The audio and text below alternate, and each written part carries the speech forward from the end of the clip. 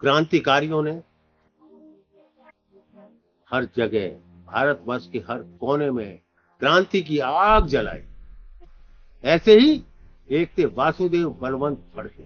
कई बार मैं सोचता हूं, अगर जब हम भारतीय क्रांतिकारियों की, भारतीय स्वतंत्रता आंदोलन की बात करते हैं, जिन क्रांतिकारियों की वजह से देश को आजादी मिली, इतिहास के रेत में शायद हजारों नाम दबे। ऐसे एक महान क्रांतिकारी, जैसा मैंने आपको कहा, मां का सच्चा बेटा था वासुदेव बलवंत फड़के। ब्रिटिश सरकार के विरुद्ध सशस्त्र विद्रोह का संगठन करने वाले भारत के प्रथम क्रांतिकारी थे। उनका जन्म 4 नवंबर 1845 को महाराष्ट्र के रायगढ़ जिले में। सन 1857 की क्रांति की विफलता के बाद इसी व्यक्ति ने भारतीयों में फिर से संघर्ष की चिंगारी। वसुदेव बलवंत फड़के बचपन से ही बड़े तेजस्वी और बहादुर लड़के। उन्हें वनों और पर्वतों में घूमने का बहुत शौक। कल्याण और पुणे में उनकी शिक्षा पूरी हुई। फड़के के पिता चाहते थे वे एक व्यापारी की दुकान पर 10 रुपए मासिक वेतन की नौकरी करें, लेकिन फड़के मुंबई आ और पुणे के मिलिट्री अकाउंट्स डिपार्टमेंट में नौकरी। इसी दौरान वो अन्य क्रांतिकारियों के संपर्क में।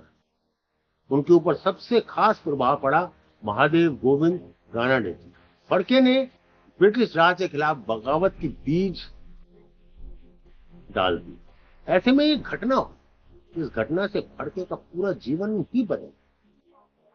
साल 1871 की बात है। एक शाम उनकी मां की तबीयत खराब होने का तार उन्हें मिला। उसमें लिखा था कि वासु, तुम शीघ्र ही घर आ जाओ, नहीं तो मां के दर्शन कभी ना कर सको। इस तार को पढ़कर वो विचलित हो और अपने अंग्रेज अधिकारी के पास अवकाश का प्रार्थना पत्र लेकर, किंतु अंग्रेज तो भारतीयों को अपमानित करने के लिए हमेशा तैयार है।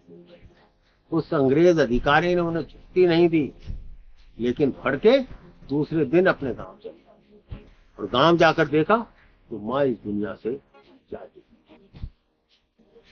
अब उनकी ज्वाला भड़क उठी। उन्होंने शिवाजी का मार्ग अपनाया और आदिवासियों को सेना में संगठित करना आया। 1879 में उन्होंने अंग्रेजों के विरुद्ध विद्रोह की घोषणा की। पूरे महाराष्ट्र में घूम घूम कर नवयुवकों से विचार विमर्श किया, उन्हें संगठित किया। महाराष्ट्र की कोली, भील तथा धांगड़ जातियों को एकत्र कर उनको रामोशी नाम का एक क्रांतिकारी संगठन खड़ा किया। अपने इस मुक्ति संग्राम के लिए धन एकत्रित करने के लिए उन्होंने धनी अंग्रेज साहूकारों को लिया। महाराष्ट्र के 7 जिलों में वासुदेव फड़के की सेना का जबरदस्त प्रभाव है, जिसे अंग्रेज अफसर डर गए। इस कारण एक दिन बातचीत करने के लिए वे विश्राम बाग में वहां पर एक सरकारी भवन में बैठक की। 13 मई 1897 को रात 12 बजे वासुदेव बलवंत फड़के अपने साथियों सहित वहां अंग्रेज अफसरों को मारा तथा भवन को आग लगा दी। इसके बाद अंग्रेज सरकार ने उन्हें जिंदा या मुर्दा पकड़ने पर 50,000 रुपए जैसी बड़ी राशि का इनाम घोषित कर दिया। किंतु दूसरे ही दिन इस बहादुर ने अपने हस्ताक्षर से इश्तिहार चिपकवा दिए पूरे मुंबई शहर में, जो अंग्रेज अफसर रिचर्ड का सिर काट कर लाएगा उसे 75,000 रुपए का इनाम दिया जाएगा। अंग्रेज अफसर इससे और भी बौखला। फड़के की सेना और अंग्रेजी सेना में कई बार मुठभेड़, पर उन्होंने अंग्रेजी सेना को पीछे हटने पर मजबूर कर, लेकिन फड़के की सेना के गोला बारूद धीरे धीरे खत्म हो। ऐसे में उन्होंने कुछ समय शांत रहने में ही समझदारी की मानी और वो पुणे के पास आदिवासी इलाकों में 20 जुलाई 1879 को फड़के बीमारी की हालत में एक मंदिर में आराम किया, पर किसी ने फिर वो ही गद्दार सामने आया। ब्रिटिश सरकार को एक खबर दी और उसी समय उनको गिरफ्तार कर इनके खिलाफ राजद्रोह का मुकदमा चलाया। उन्होंने फांसी की सजा सुनाई, लेकिन एक बहुत ही विख्यात वकील महादेव आपटे ने उनकी पैरवी की, जिससे उनकी मौत की सजा काला पानी में हुई और अंडमान में भेज दिया गया। 17 फरवरी 1883 को वो मनहूस दिन, जिस दिन काला पानी की सजा काटते हुए जेल के अंदर ही देश का ये महान सपूत, वीर सपूत शहीद। ऐसे ना जाने कितने वीर थे जिन्होंने भारतवर्ष को आजाद कराने के लिए अपनी घातक नाम प्रफुल्ल जोश और न जाने कौन, शायद उनका नाम मैं पूरी उम्र भी लगा रहूं तो उनके नाम की पूरी फहरिस्त आप लोग तक नहीं पहुंचा पाएगी। परंतु हमने एक छोटा सा प्रयास किया ताकि हम उन भारतवासियों को जाने, उन क्रांतिकारियों को जाने, उनके अमर बलिदान को पहचाने जिसके कारण हम आजादी की सांस ले सकते, उनको श्रद्धांजलि दें, उनको याद करें, उनकी मौत को बेकार न जाने। ये मेरी आपसे विनती है कि उन बेनाम क्रांतिकारियों को श्रद्धांजलि दें। हम उनके नाम तो नहीं जानते पर आत्मा से उनको नमन करते और नमन करते रहेंगे।